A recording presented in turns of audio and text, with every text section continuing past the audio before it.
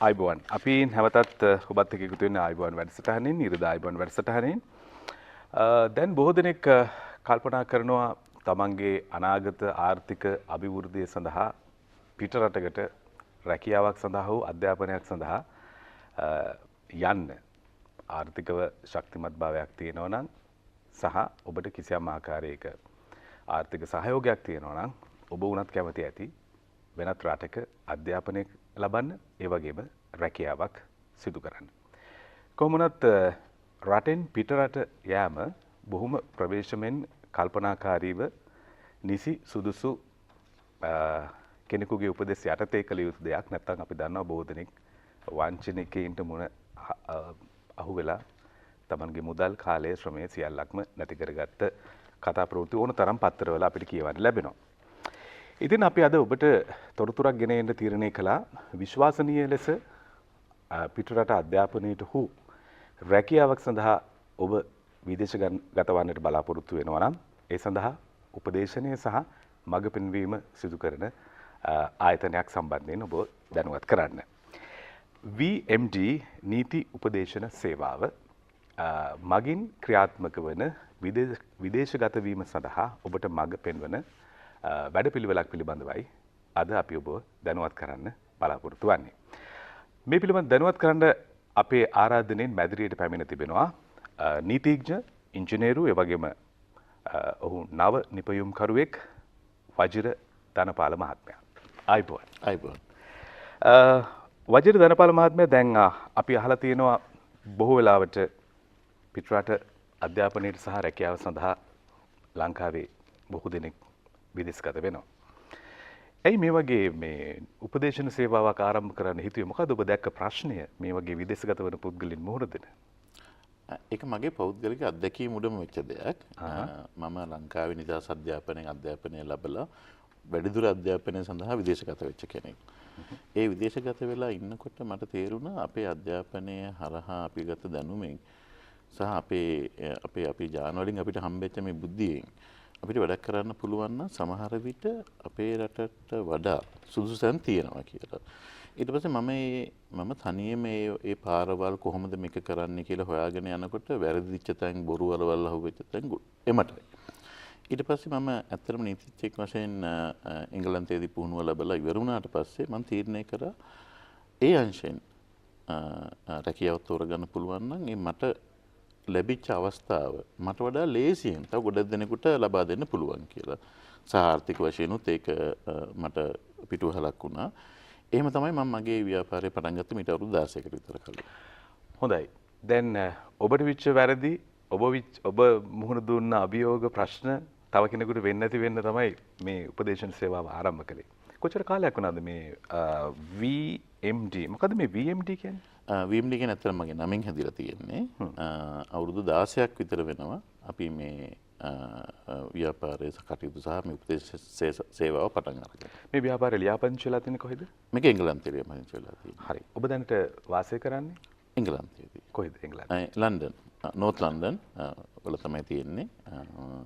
නෝර්ත් ෆින්ස්ලි තමයි අපේ ඔෆිස් එක තියෙන්නේ. එතකොට ලංකාවේ නියෝජිත ආයතනයක් තිබෙනවා. ඔව් ලංකාවෙත් අපේ ශාඛා කීපයක් තියෙනවා. පළවෙනි එක ලංකාවේ කොළඹ තියෙනවා. ඊට අමතරව වෙන්නප්පුව සහ තව තැන් කීපයක අපේ ශාඛා පෙපාසුකම් ලබා ගැනීම සඳහා අපි ඇරලා තියෙනවා. මේ වෙනකොට කී දෙනෙක් විතර ඔබේ නීති උපදේශන සේවාව හරහා විදේශගත වෙලා තියෙනවද ලංකාවේ ලාංකිකයින්? මට සම්පූර්ණ ඉලක්කමක් කියන්න මතක නැතුණා දහස් ගණනක් මේ වෙනකොට විදේශගත වෙලා තියෙනවා.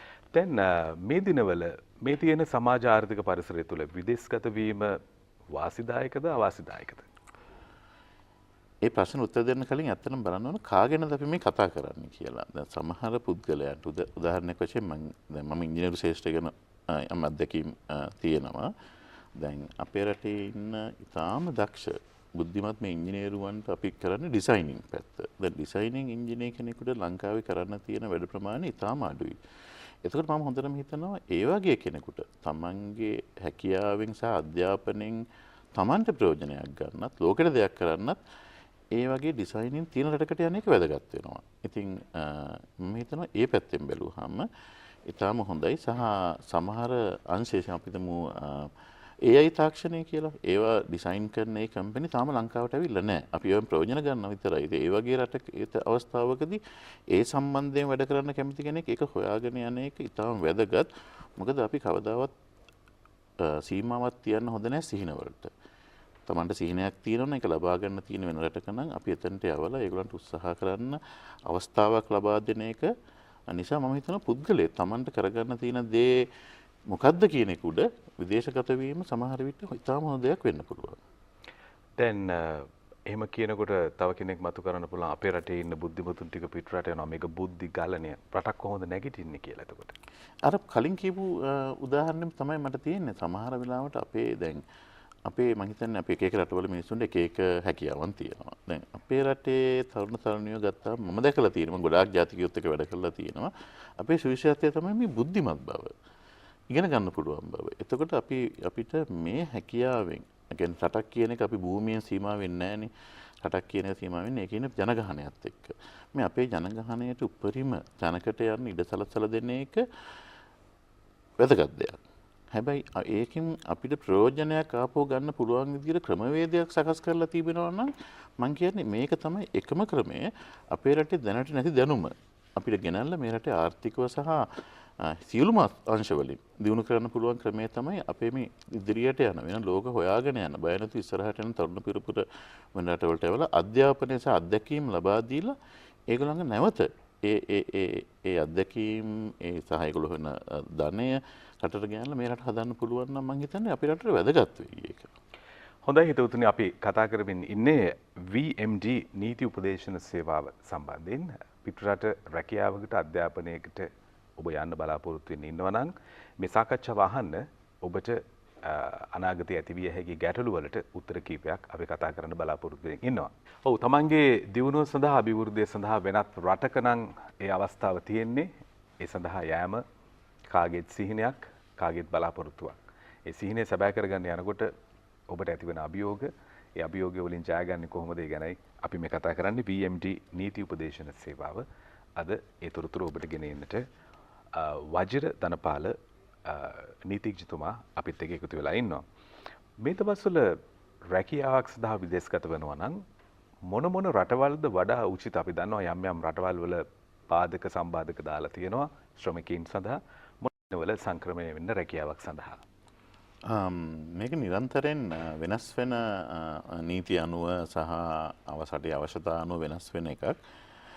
මම කියන්නේ ඒක අපිට කියන්න බෑ මෙන්න මේ රට මේට වඩා හොඳයි කියන එක කියන්න බැරි වුණත් යම් අංශ වලින් බැලුවාම අපිට හිතෙනවා ඒ කියන්නේ විදේශගත වෙන්න තියෙන ලේසිය කවදා හරි PR එක නැත්නම් නිත්‍යව නවතින්න තියෙන අවස්ථාවේ රැකියාවලට තියෙන එක කියන්නේ පිටරට වැසියන්ට කොච්චර සලකනවාද කියන එක. ඉතින් මට හිතෙනවා ගොඩක් රටවල් මේ වෙලාවේ දොරවල් වහගෙන යනවා විදේශිකයන්ට. එහෙම නැඹුරුතාවයක් අපිට පේනවා දිගින් දිගටම. දැන්ට හැබැයි එක්සත් රාජධානිය මම හිතන්නේ අපිට හරි හුරු පුරුදුයි. ලාංකිකයෙක් වශයෙන් බැලුවාම ඒ තියෙන නීති කරන විදිය අපිට හුරු පුරුදුයි සහ ඒ රටේ අපි දැකලා නැහැ හැමේ ප්‍රශ්නය නිසා ලොකු බාධාවක් වෙනවා. තමන්ට ඉදිරියට යන්න. මොකද අපි ව්‍යාපාරිකයෝ මතන ගොඩක් ඉන්නවා. අනිත් රටවලත් ඉන්නවා. නමුත් මේ මොහොතේ ආගමන නිගමන නීති සහ තියෙන අවස්ථා සම්බන්ධ කරලා මොකද එක්සත් රාජධානිය හබ් එකක් වෙනවා අනිත් යුරෝපයේ ඔක්කොටම සේවාවන් හෝ බඩු භාණ්ඩ සපයන ව්‍යාපාරයක් කරන්න උනත් ඉගෙන ගන්න උනත් ඉතාම පහසුකම් සපයලා දෙන නිසා මට හිතෙනවා එක්සත් රාජධානිය හොඳයි කියලා මේ මොහොතේ ලාංකිකයෙක් වශයෙන් විදේශගත වෙනවා. දැන් කෙනෙක් විදේශගත වෙන්න කලින් මොන කාරණා ගැනද විශේෂයෙන්ම සැලකිලිමත් වෙන්න ඕනේ? එකක් තමයි අද තියෙන මුදල් ප්‍රමාණය ගැන සැලකිලිමත් වෙන්න. තවත් මොනවද අපි සැලකිලිමත් වෙන්න ඕන කාරණා? අතේ තියෙන මුදල් ප්‍රමාණය තමයි වැදගත්. ඊට වඩා මොකද්ද Taman කරන්න බලාපොරොත්තු වෙන්නේ මේ රටේදී කියන එක. ඒ කියන්නේ අපි හිතමු දැන් වෛද්‍යවරයෙකුට එක්සත් රාජධානියට ගියොත් සීමිත විභාග සංඛ්‍යාවකින් එයාට පුළුවන් වෛද්‍යවරයෙක් විදිහට වැඩ කරන්න. නමුත් එයා වෙන රටක් තෝරගත්තොත් කැනඩාව වගේ රටක් තෝරගත්තොත් සමහරට ඊට වඩා ගොඩාක් කාලයක් යන්න පුළුවන්.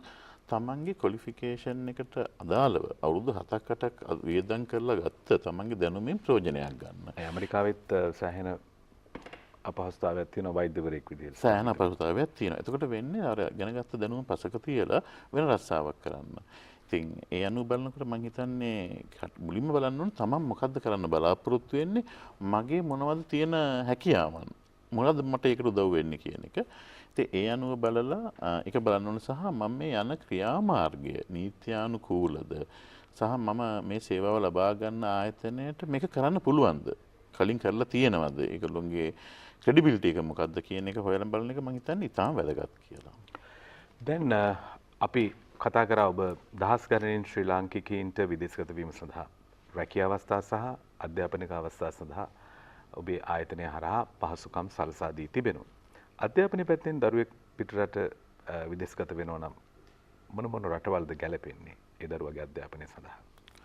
මම හිතන්නේ අධ්‍යාපනයෙන් ඉහළ රටවල් කීපයක් තියෙනවා. අපිට පළවෙනි එක බලන්න ඕන අපි ඉංග්‍රීසි කතා කරන පරිසරයක හැදිලා තියෙන හින්දා ලංකාවේ ඉංග්‍රීසි නිසා දෙවෙනි භාෂාව වශයෙන් කතා කරන්නේ.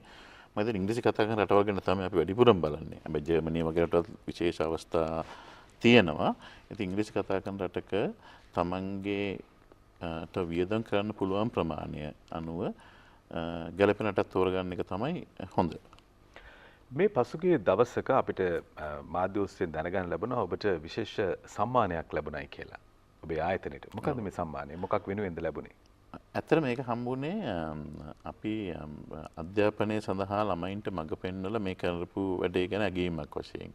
අපිට ඉතාම සතුටුයි ඒකට සහ අපි ඒක සාමූහික ප්‍රයත්නයක ප්‍රතිඵලයක්. ඊට අමතරව මම හිතන්නේ විශේෂයෙන්ම අපි රටට ගියාට පස්සේ ඒ ළමයින්ට ලබා දෙන සේවාව සම්බන්ධයෙන් අගීමක් කරලා තිබ්බා එතනදී. ඒ කියන්නේ මම කියන්නේ වෙනත් රටකට ගියාට පස්සේ මේ රටේ කොච්චර අත්දැකීම් තිබ්බත් ගොඩක් දෙනෙක් දන්නේ මොනවද කරන්න ඕන මොනවද කරන්න හොඳ නැත්තේ කියන එක. සහ කොහොමද රැකියාවට ඇදුම් කරන්නේ කොහොමද තමන්ගේ CV එක හදාගන්නේ ඒ වගේ තොරතුරු වලදී අපි වෙනම පිරිසක් ඉන්නවා පුහුණු වෙලා ඒගොල්ලන් සේවාව සපයන්න. ඊට අමතරව පළපුරුදු ඉංජිනේරු දොස්තරලා කීප දෙනෙකුත් අපේ පැනල් වල ඉන්නවා. ඒගොල්ලෝ උදව් කරනවා අර තමන්ට සුදුසුම තැනට යන එක. ඒතකොට අර ගොඩක් කට්ටියට තමන් උපදෙස් ගන්න ඒ සම්බන්ධ දැනුමක් නැති කට්ටියගෙන්. ඉතින් මම හිතන්නේ අපි පොඩි වෙනසක් කරා. අපිට ආර්ථික වාසියක් ලොකුවට නැති වුණත් ඒ වගේ වැඩකදී අපි ඒ ළමයින්ට මඟ පෙන්වීම ඇතුළත ඒගොල්ලන්ගේ ජීවිත සාර්ථක කරගන්න උදව් කරා. ඒ කියන්නේ අධ්‍යාපනය හරහා මේ මූලික මිනිත් වාසිකමක් වෙච්ච අධ්‍යාපනය හරහා ඒගොල්ලෝ ඉදිරියට යාමට සඳහා පොඩි හරි පාර පෙන්වීම ඇතුළේ මම හිතන්නේ ලොකු දෙයක් වුණා. ඒක වෙන්න ඕන අපිට මේ සම්මානය හම්බෙන්න ප්‍රධාන හේතුව. හොඳයි.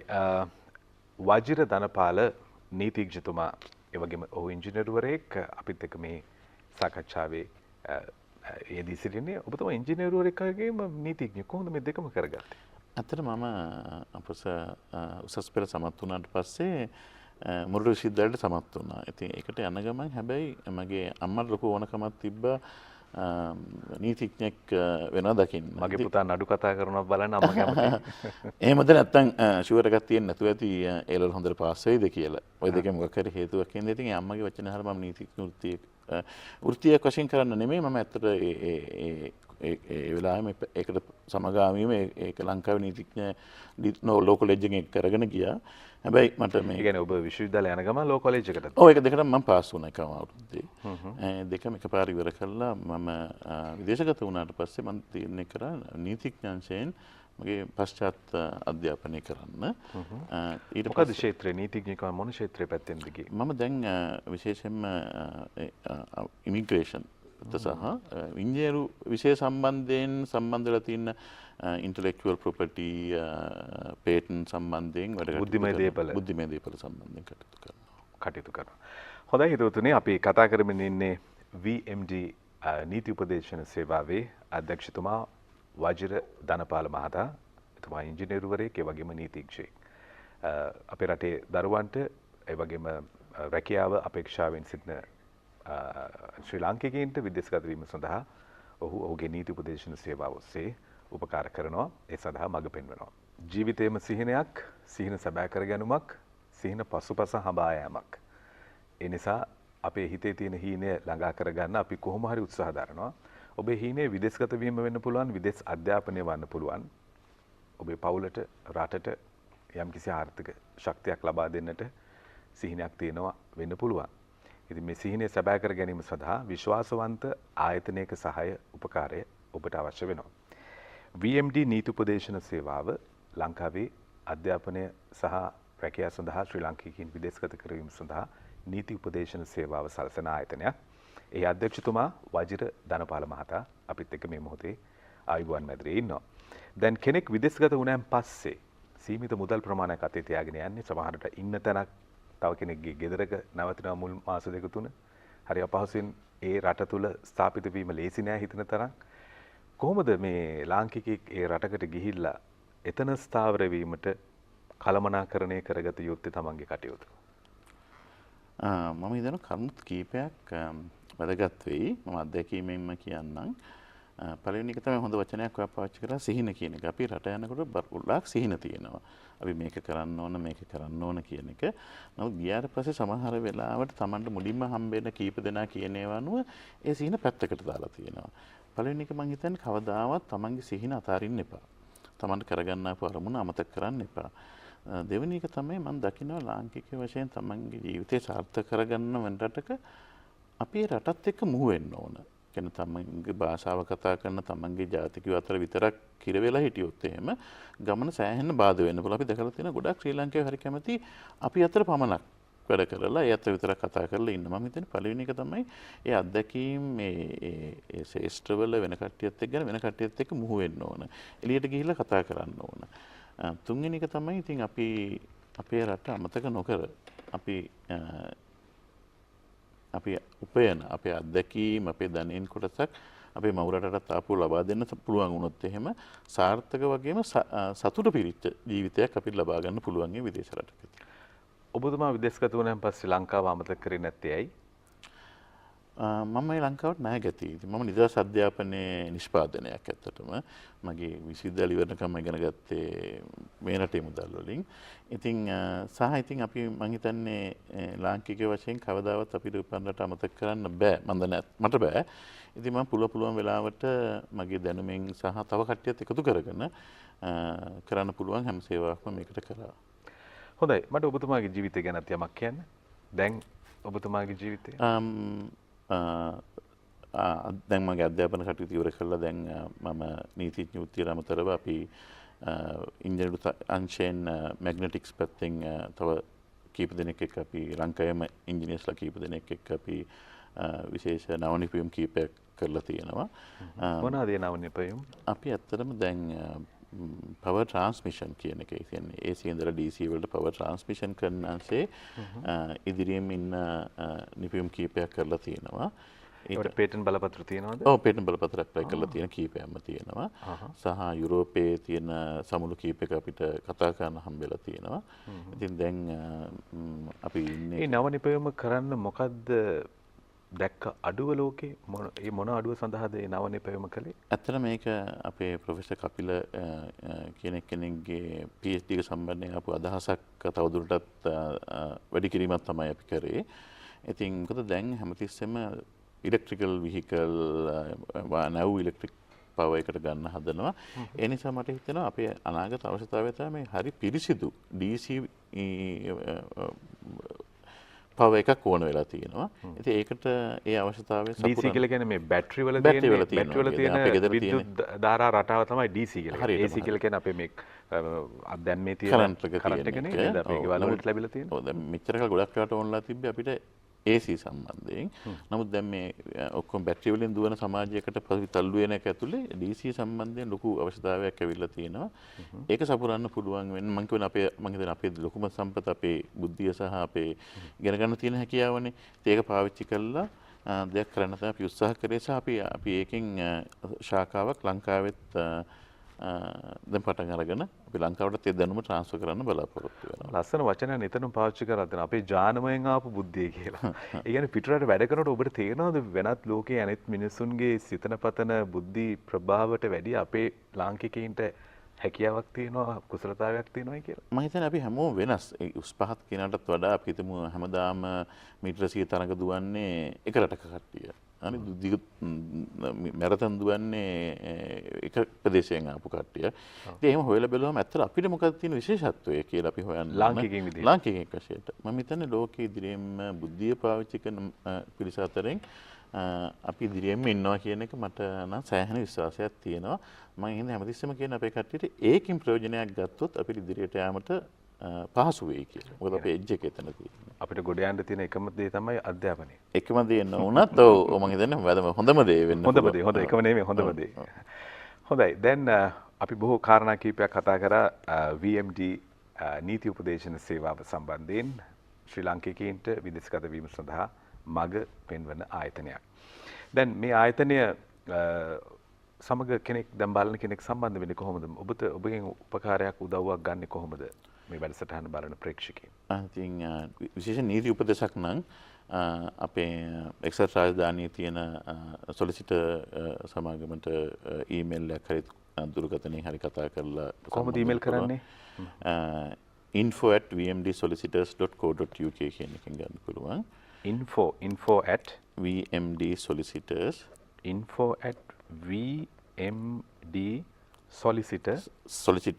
solicitors.co.uk ඒකම තමයි info@vmdconsultants.co.uk කියන එක අධ්‍යාපනය සඳහා විදේශගත වෙන කට්ටියට තමන්ගේ අවශ්‍යතාව හොයාගන්න පාවිච්චි කරන්න පුළුවන්.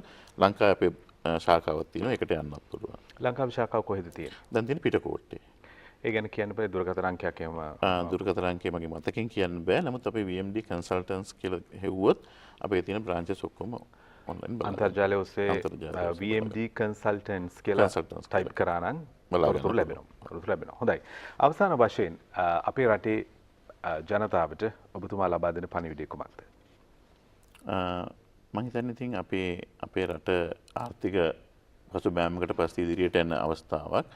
ඉතින් තමන්ට යන්න පුළුවන් උපරිම තැනට යන්න ලෝකෙ කොහේ ඉඩ තියබ්බත් ඒ තැන හොයාගෙන ඒකට යන්න පාර හොයාගෙන යන්න සහ ඒ සම්බන්ධයෙන් දැනුමක් තියෙන ප්‍රොෆෙෂනල් කට්ටියකින් උපදෙස් අරගෙන ඒ සඳහා ක්‍රියාත්මක වෙන්න කවදාවත් ලංකාවේ කරන්න අමාරුයි මම මේව කරන්න බෑ කියලා පසුබට වෙන්නේ නැතුව පුළුවන් තරම් උත්සාහ කරන්න හරි ක්‍රමයකින් තමන්ගේ සිහිනය වෙත යන්න පුළුවන් වෙන විදිහට.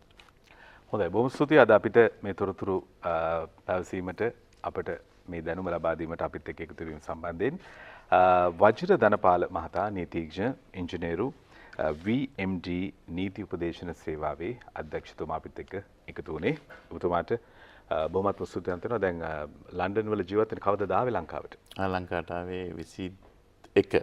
කවදද යන්නේ? අද මේ යන ගමන් තමයි මේ අවස්ථාවට ආවේ. ඊට පස්සේ කෙලිම එයාපෝට් එකට යන්නේ. සුබ ගමන් එහෙනම්. ආයිබෝන්.